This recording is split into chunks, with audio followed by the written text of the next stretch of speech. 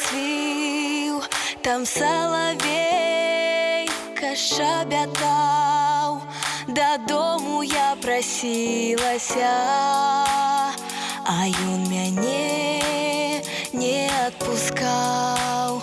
Дадому я прасілася, а ён мяне не адпускаў.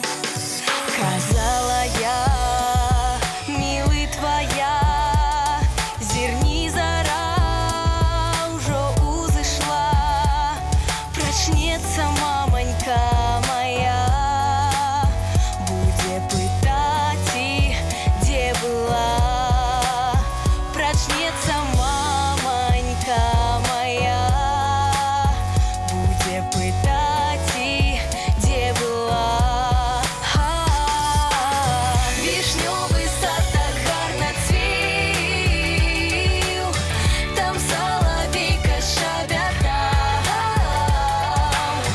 Дадому я ішла адна, а ён другую праважаў.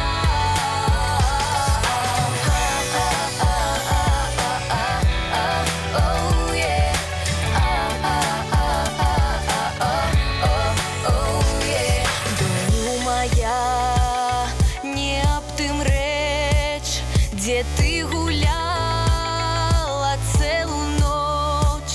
Чаму расплецена коса, а на вачах блішчыць сляза? Чаму расплецена коса, а на вачах блішчыць сляза?